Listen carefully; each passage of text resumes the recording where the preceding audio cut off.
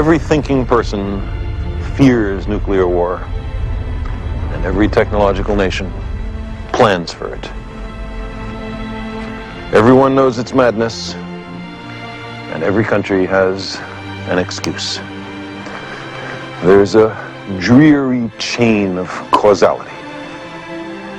The Germans were working on the bomb at the beginning of World War II, so the Americans had to make one first. If the Americans had one, the Russians had to have one.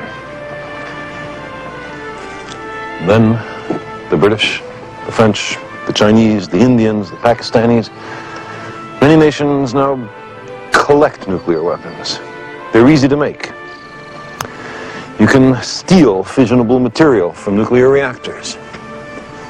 Nuclear weapons have almost become a home handicraft industry. The conventional bombs of World War II were called blockbusters. Filled with 20 tons of TNT, they could destroy a city block. All the bombs dropped on all the cities of World War II amounted to some 2 million tons of TNT, 2 megatons. Coventry and Rotterdam, Dresden and Tokyo, all the death that rained from the skies between 1939 and 1945. 100,000 blockbusters, 2 megatons. Today, 2 megatons is the equivalent of a single thermonuclear bomb, one bomb, with the destructive force of the Second World War. But there are tens of thousands of nuclear weapons. The missile and bomber forces of the Soviet Union and the United States have warheads aimed at over 15,000 designated targets. No place on the planet is safe. The energy contained in these weapons, genies of death patiently awaiting the rubbing of the lamps, totals far more than 10,000 megatons, but with the destruction concentrated efficiently, not over 6 years, but over a few hours. A blockbuster for every family on the planet. A World War II every second for the length of a lazy afternoon.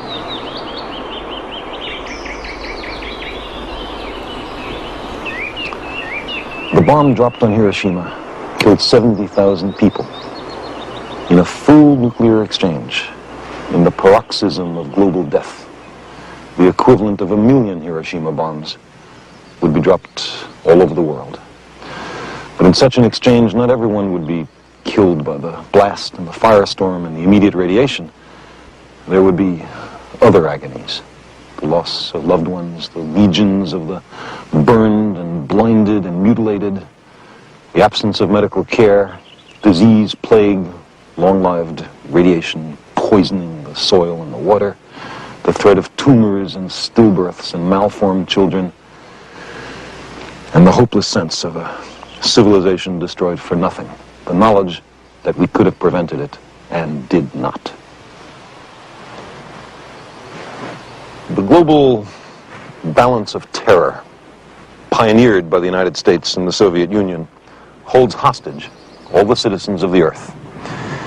Each side persistently probes the limits of the other's tolerance, like the Cuban Missile Crisis, the testing of anti-satellite weapons, the Vietnam and Afghanistan wars. The hostile military establishments are locked in some ghastly mutual embrace. Each needs the other. But the balance of terror is a delicate balance with very little margin for miscalculation. And the world impoverishes itself by spending $1 trillion a year on preparations for war, and by employing perhaps half the scientists and high technologists on the planet in military endeavors. How would we explain all this to a dispassionate extraterrestrial observer? What account would we give of our stewardship of the planet Earth? We have heard the rationales offered by the superpowers. We know who speaks for the nations, but who speaks for the human species? Who speaks for Earth? From an extraterrestrial perspective, our global civilization is clearly on the edge of failure in the most important task it faces, preserving the lives and well-being of its citizens and the future habitability of the planet.